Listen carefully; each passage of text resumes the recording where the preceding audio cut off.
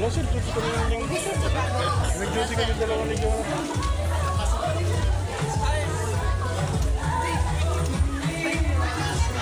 Palakpakan po natin Mayor Francisco Isko Moreno Romagoso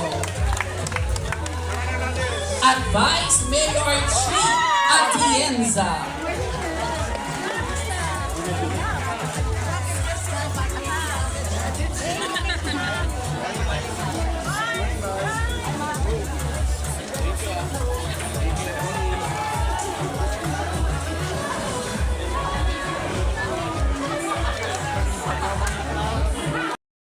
Yung Vice Mayor ko, may asin pa. May asin pa rin yung Director ng Manila Health Department, Grace Padilla.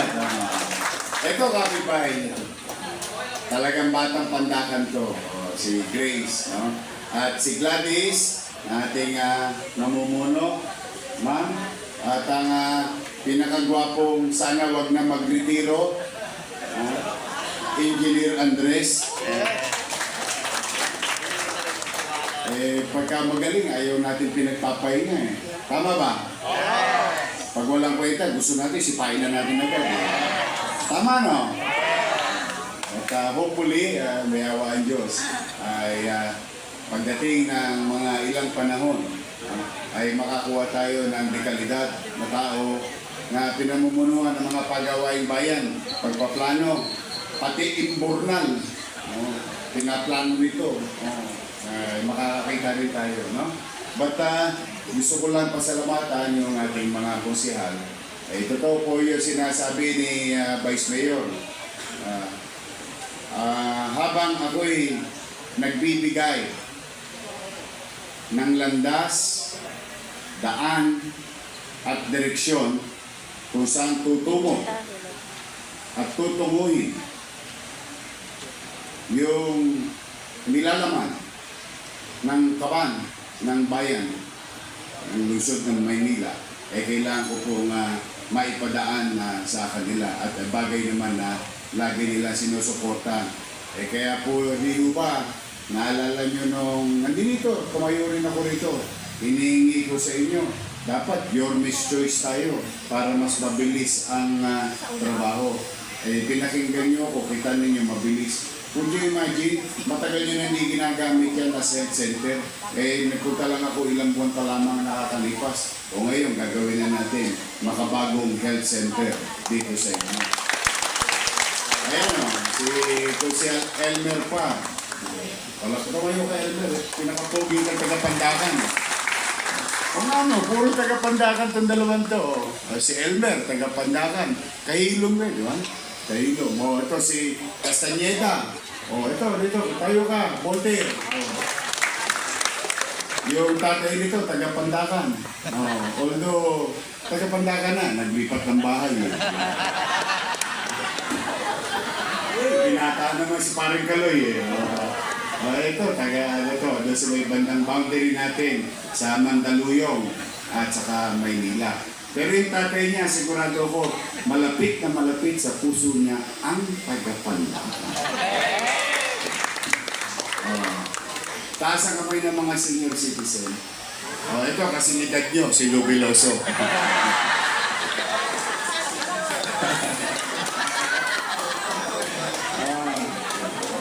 Alam mo yan, si Lou, sa totoo, masaya-masaya ako at proud ako sa kanya na bilang kasamahan kong artista at napakahirap pang maipaliwanag sa tao sapagkat mapapasin ninyo si Lou ang mga ginampanang karakter sa entablado, sa telebisyon at pelikula ay mga nakakatawang karakter. Pero sa totoo, deep inside him, I for one, and many also knows si Lou Veloso seryosong naglilingkod sa taong bayan. Yan naman. Kaya parang si Lou simbolo ng alam niyo yung pag may ginagampanan kang karakter, nagbobote ka. Kaya po ang mga artista magaling gumanap ng isang karakter. Tulad namin, o halal ng bayan. So dapat manalo tayo ng pampamas. Ibig sabihin, ginalingan natin sa ating karera. Tama, mali? Ayan, si Lou. At mga nanay tatay ko, especially, ito, alam niyo, maraming health center. 44 health center. You know, it's very sad that yung nagbibigay sa inyo ng maayos at tumugon sa inyong pangangailangan sa kalusugan ay sila ring napapahamak sa kanilang pasilidad.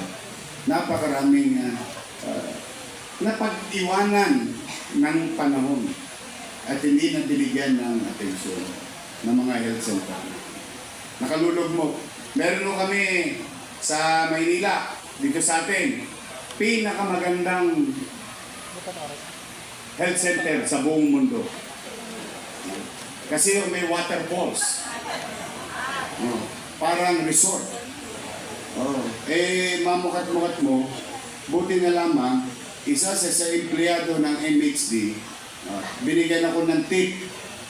Sabi niya, sir, bahan-bahan na po dito sa health center namin.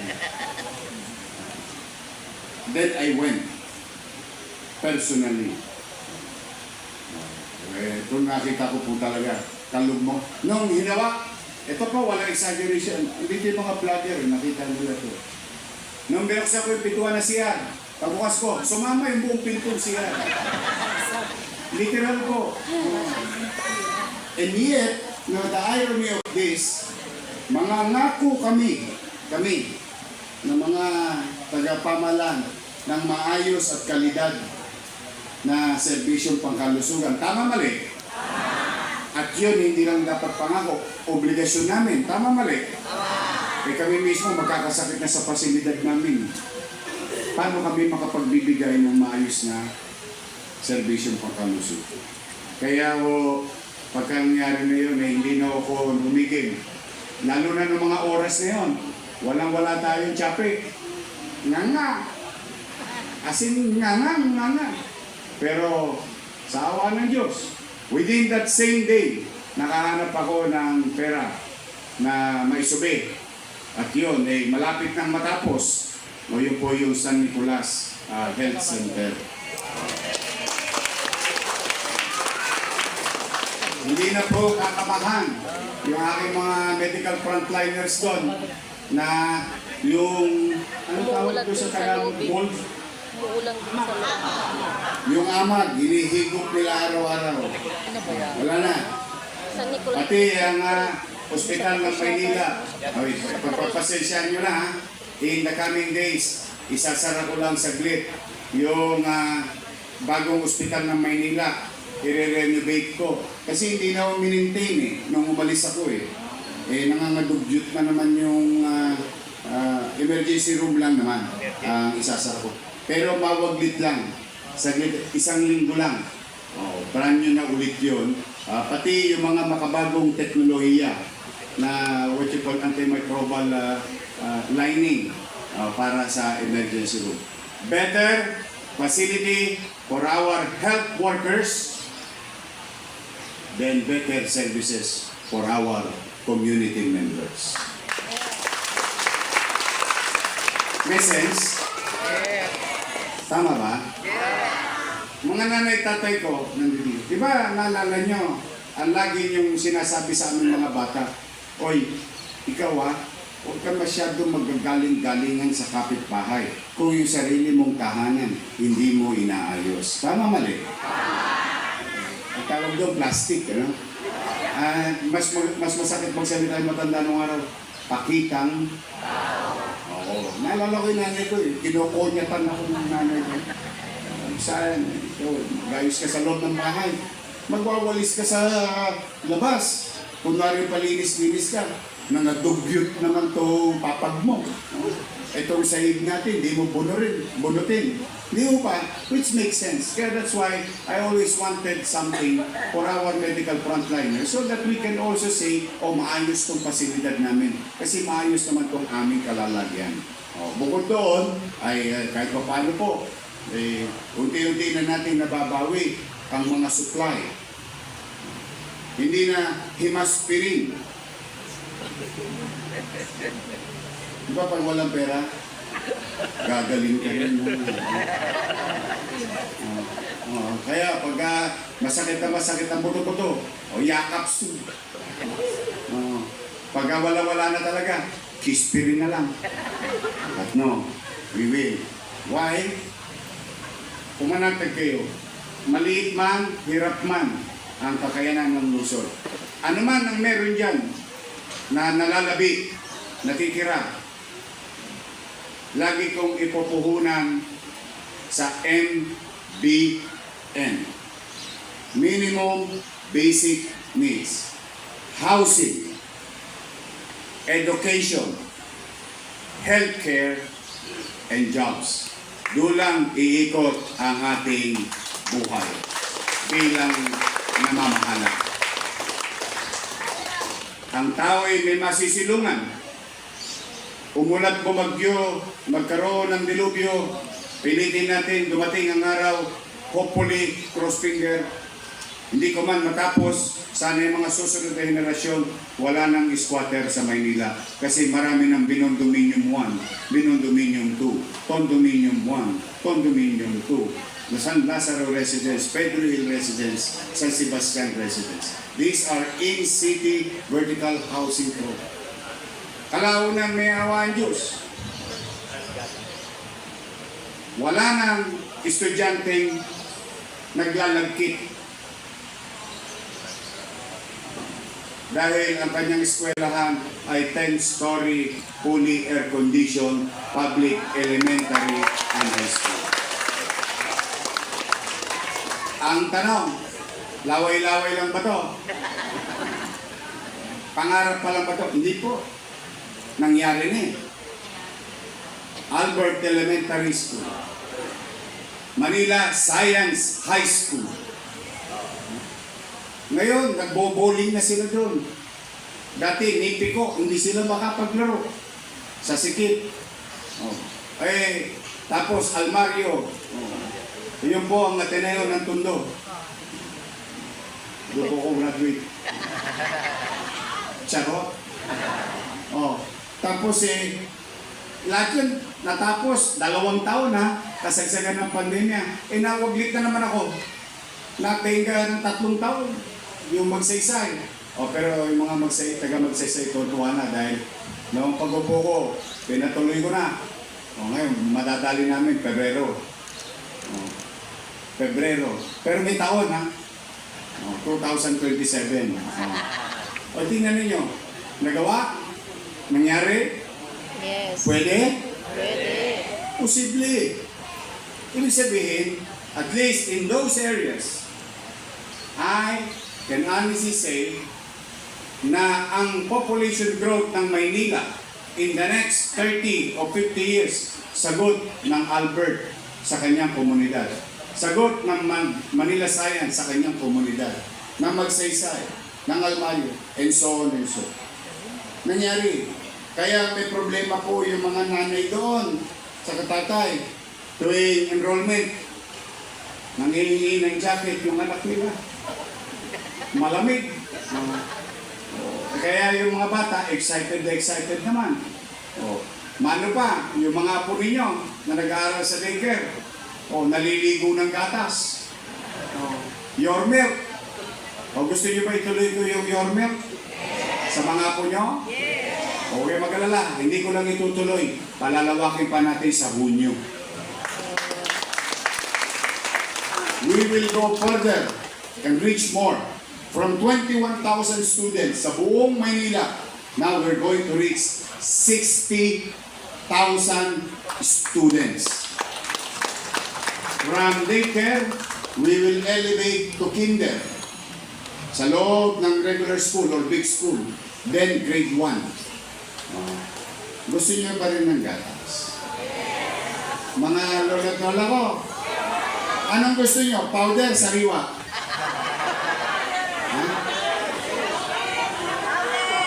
Mag-survey na ako kasi iniisip ako eh. Taas sa kamay ng gusto, powder. Powder, syempre mahal. Taas sa kamay na gustong sariwang gatas. Ayaw para sa nito. Sige, alamin natin. Pero tuloy yun. O, sariwa man o powder, may gatas pa rin ang senior. Huwag kayo mag-aalala.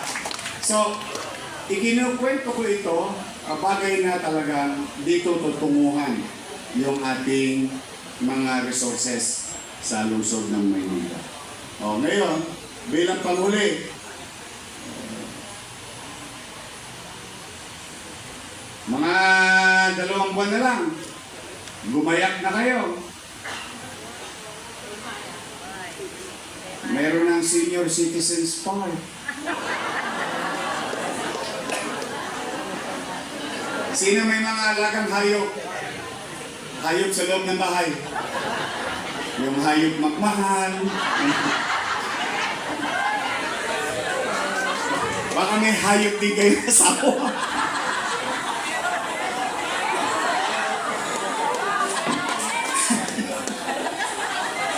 Yung hayop niya kasama, dali nyo na. Tingnan ninyo. Kayo lalo na very particular. Pansinin ninyo dito sa Panang. Paglabas mo, kalsada. Tama ba?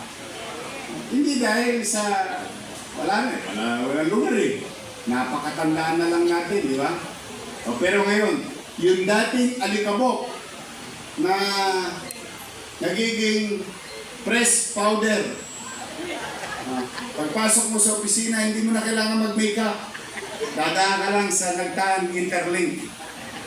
Maya-maya, may powder ka na. Alikabok, ulo, dugyot. No? Iniwan na lang eh. At walang pumansin. May pumansin kunwari, pero hindi totoo. Pero ngayon, naalala nyo about less than 3 months ago, tinuldukan ko yung kaawa-awang sitwasyong pangkalusugan. More than the part, yung alikabok na yung semento yun. At yung semento na yung papasok sa baga ninyo. Pagkatapos pasok sa baga ninyo, customer kayo ng bagong Diata Health Center. Di ho ba? Pero yun, tutulong ka na. Open green space. Reclaiming space and convert it into open green space for the public to use. Makabagong pamamaraan, katulad na nangyayari sa Singapore at iba pang bansa. O yun, mga nanay tatay ko, maniwala kayo sa akin, nakakalamang na po si Elmer Park. Dinala niya yung aso niya. Tumira kagad dun. May pinostihan na. Mag-i-enjoy kayo. Dalhin niyo ang apo niyo. Walking distance. Dalhin ninyo ang alaga niyong hayop. Napansin ko dito, meron gusto ko may balik sa tao. Open green space. Pasyalan, mapuntahan. Total, wala naman tosgas. Diba? Tapos ito, naghalo pa. May bago tayong formulang ginamit sa pamamahala sa gobyerno ng Maynila. Pera ng lokal, pera ng nasyonal. Pinaghalo. Sino na kinabang? Taong bayan. Pwede pala. Posible pala. Dati, kanya-kanyang mundo. Lalo na pagka naiba ang kulay mo. Alam mo dito, minsan, mas isa-ibang tao, mas mahalaga sa kanila yung kulay nila. Pero ako sa lang kulay ko, moreno ako. Pero ang point ko, yung kulay-kulay ng politika napapahamak diyan taong bayan. O tingnan ninyo, kami, Technicolor. Technicolor kami. Pero kita ninyo, kahit na kami magkakaiba, isinuko ko sarili ko, minsan pride lang yan eh. Fried chicken, masarap yan, yung chicken joy. But see, kapag nakipagtulungan ka sa pamalan, at ang pamalan naman din, marunong din yung buko na parang kawayan. Di ba? Nag-abot ang kamay. Sino na kinabang? Mamama. So, may kinatayo tayo. Pamantasang lungsod ng Maynila College of Medicine. Perang nasyonal, binigay ni President Marcos, o pera ng lokal. binigay ng taong bayan ng mamamayan ng Maynila. Susunod, pagpunta ko, binibilang ko na lang, siguro mga 3 buwan na lang. Yung 32 years old na maliit na ospital sa District 2, bibigyan ko na ng tuldok. Dahil ang inyong lingkod, bagamat wala tayong pera, namili pa tayo ng lupa. 1,900 square meter, 7-story, bagong ospital ng Tondo. So, mga kababayan, makikita niyo ito, 200 metro kwadrado, 60 metro kwadrado, 1,000 metro kwadrado. It doesn't matter. Ang mahalaga, develop, fix it, for its purpose, for its use, no matter what. Yon ang importante. At yon ay pinuhunanan ng inyong pamahalang lungsod. Kaya sa ating mga barangay chairman, o mga chairman, magtayuan niya kayo, palakpakan niyo dito. Mga kagawad, secretary treasurer, ang mga barangay official, ayan, palakpakan niyo sila. Ayan, lahat sila. Ayan. Lakasan nyo naman, pamisan-misan lang natin sila mapapalakpakan. Mag-uunawaan kayo. Huwag na kayong mag-aaway-away. Oh.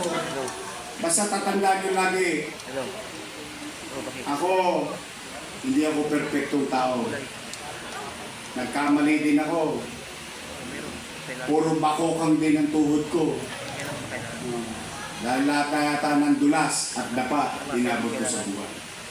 Pero ang mahalaga, huwag natin bilangin yung ilang beses tayong nadapa. Ang mahalaga, ilang beses tayong babangon. Kaya anuman ang krisis na kinakaharap natin, personal, emosyonal, mga lola ko, may krisis pa ba kayo sa emosyon? Sino bang wala ng jowa? Taas sa kamay. Wala na, naghanap ka na eh? Sayang. I-refer ko sana sa'yo si Papsi. Ano ba si Papsi? Pumanatag kayo. Sino maraming minahal? Taas sa kamay. Sayang ang spring. Charot.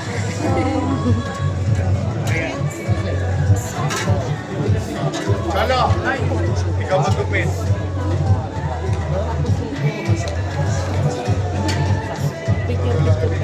Oh, yung mga ano. Oh, yung mga ano.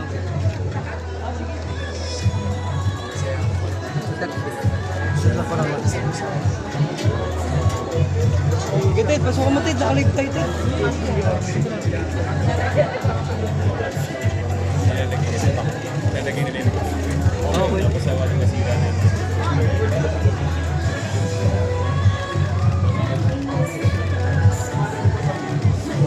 Dito ka, multi.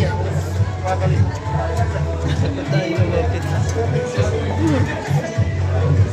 Hindi ko naman sa butas. Okay, thank you. Wait lang, wait lang.